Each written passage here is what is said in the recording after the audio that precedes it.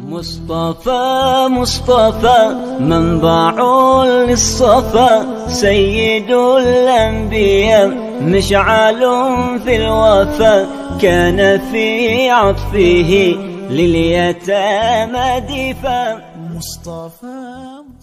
Ne te mets pas en colère, tu iras au paradis.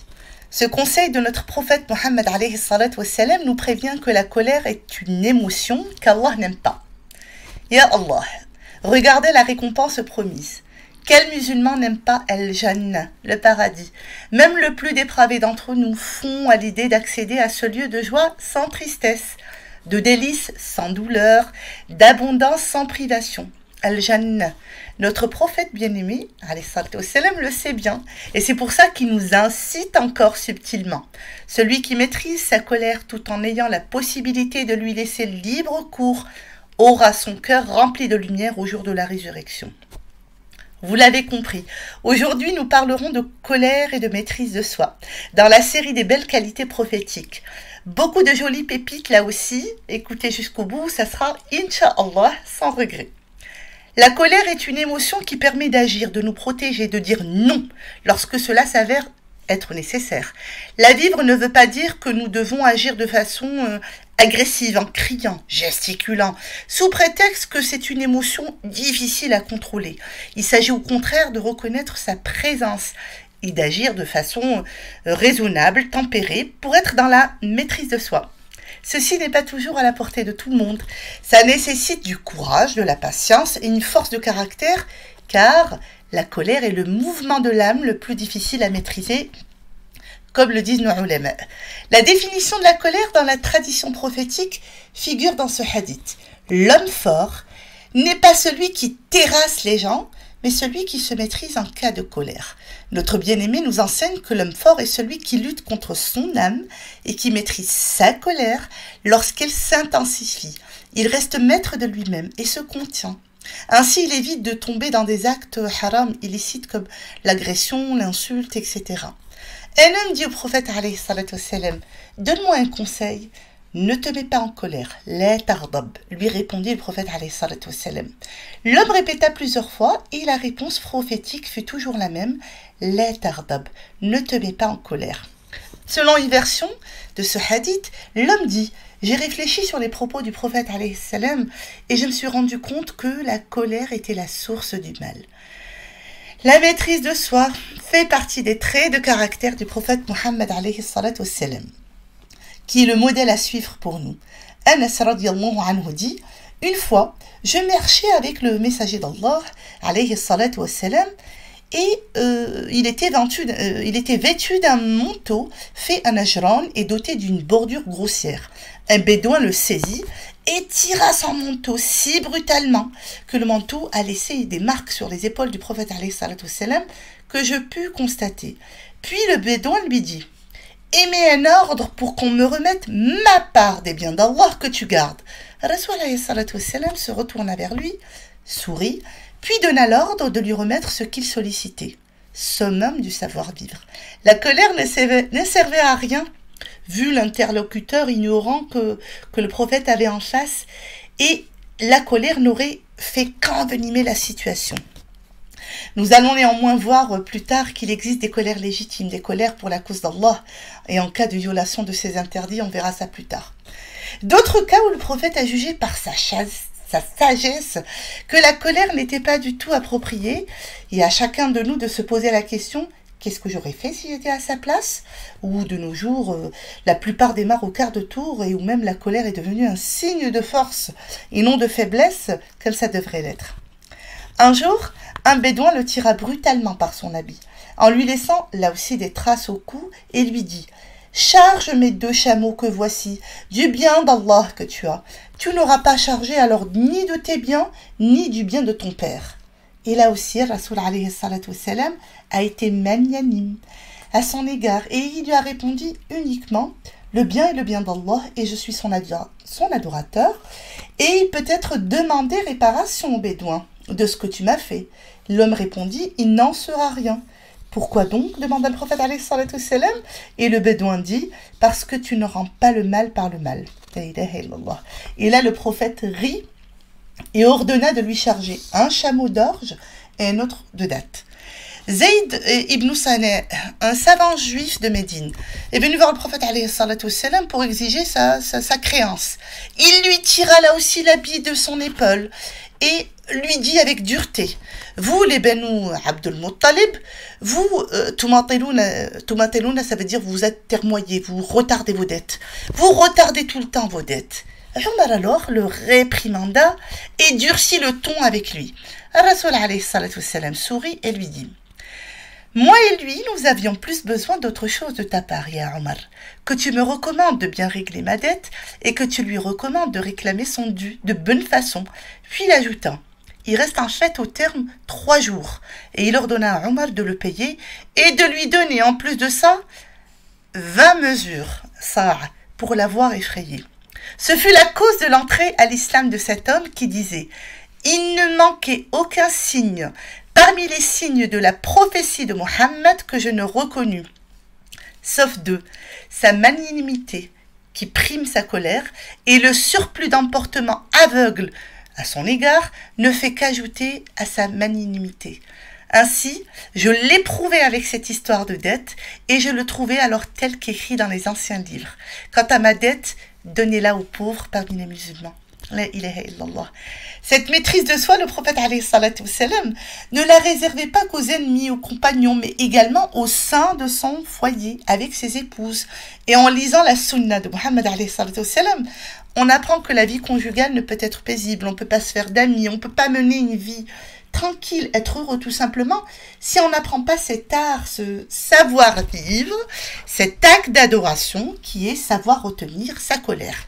Quand on entend les terribles scènes de ménage accompagnées de colère en excès, des cris d'insultes pour un plat trop salé, un petit retard, un petit qui court dans la maison, on se dit qu'il est grand temps de se recentrer sur l'essentiel, notre religion, et en premier lieu d'apprendre véritablement à suivre notre bien-aimé, Mohammed salam, qui, juste pour la petite info, s'il trouvait un plat appétissant, le mangeait, et s'il ne l'aimait pas, le laissait tout simplement, comme relaté dans un hadith. Est-ce que le prophète salam était colérique chez lui?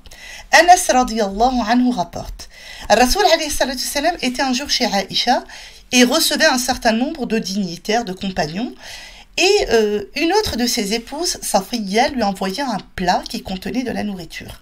Prise de jalousie, Aïcha frappa la main du servant qui portait le plat et celui-ci se brisa. Qu'a fait le prophète salam? Est-ce qu'il a commencé à crier pour montrer que c'était lui l'homme à la maison? Et comment Aïcha ose faire ça? Non.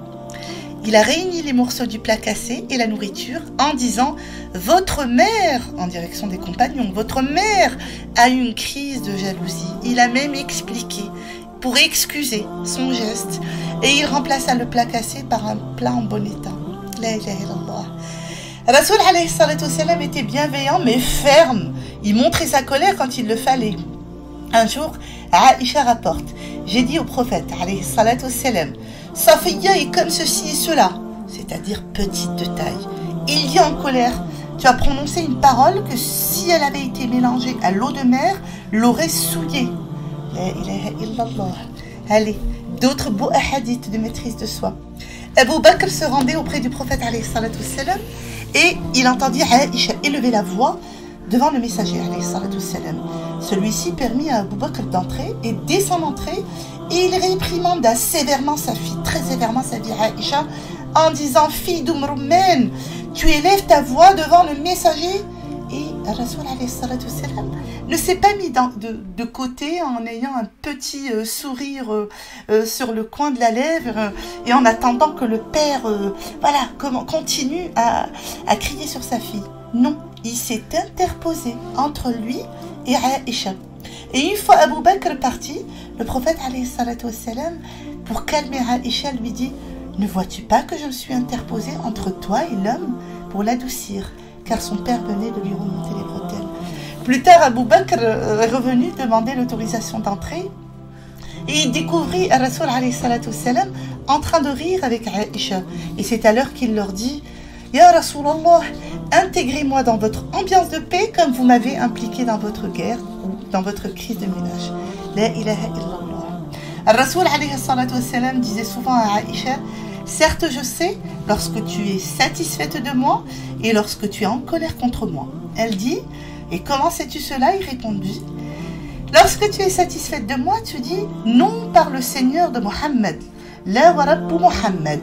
Et lorsque tu es en colère contre moi, tu dis non par le Seigneur d'Ibrahim, la wa rabba Ibrahim. Vous vous rendez compte? Si c'était un autre homme, subhanallah, et elle dit, Ya Rasulallah, je ne délaisse que ton nom, c'est-à-dire que tu es toujours au plus profond de mon cœur. Cette maîtrise de soi était même en compagnie des enfants et des serviteurs. Omar ibn Abu Salama rahimahullah raconte, j'étais un petit garçon confié aux bons soins du messager d'Allah. Et ma main se promenait tout autour de l'assiette pendant que je mangeais.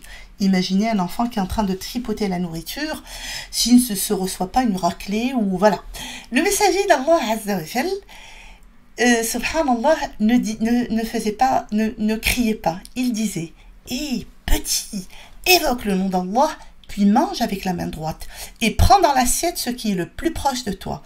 Et puis, Omar ibn Abu Salam a dit, je me suis mis à appliquer cette recommandation en mangeant jusqu'à, subhanallah, jusqu'à aujourd'hui.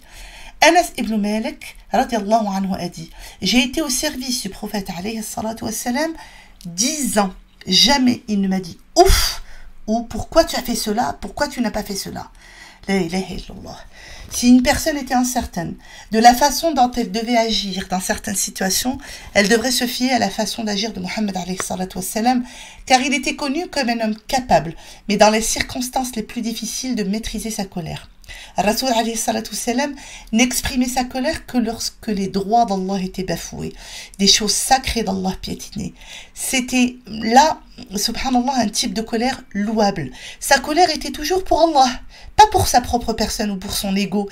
Il ne s'exprimait qu'avec retenue. Il ne sortait pas de ses gonds, ne criait pas, n'effrayait pas les gens autour de lui.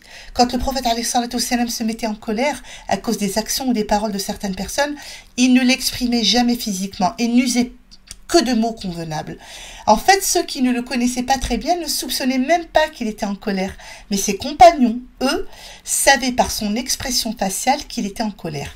Son visage rougissait et des perles de sueur apparaissaient sur son front. Plutôt que d'exprimer ouvertement sa colère, il demeurait calme et prenait un petit moment pour se maîtriser. Trop nombreux, subhanallah, sont les musulmans qui laissent la colère les emporter à la moindre provocation. Même si la colère est une émotion naturelle, elle demeure une émotion potentiellement très puissante. Et ce genre d'émotion est difficile à éviter totalement, mais il est cependant possible de la comprendre et par conséquent de mieux la contrôler et de se maîtriser du mieux qu'on peut pour ne pas susciter la désapprobation d'Allah et le plaisir absolu de Ash-Shaytan, subhanallah. Nos actions, ya ikhwa, devraient être toujours basées sur la sagesse divine et le modèle prophétique. Regardez encore un beau hadith. Aïcha radiyallahu anha raconte, un groupe de juifs entra chez Rasoul alayhi salatu wassalam et dire Assalamu alaykum, que la mort soit sur vous, au lieu de Assalamu alaykum, que la paix soit sur vous. Aïcha, qui comprit le sens de leurs paroles, répondit et sur vous la mort et la malédiction. Et Rasoul alayhi salatu wassalam lui dit alors doucement, Aïcha, Allah aime la douceur en toutes choses. Il ne s'est pas mis en colère, il ne s'est pas mis à les insulter. Summum de la confiance en soi et de la maîtrise de soi.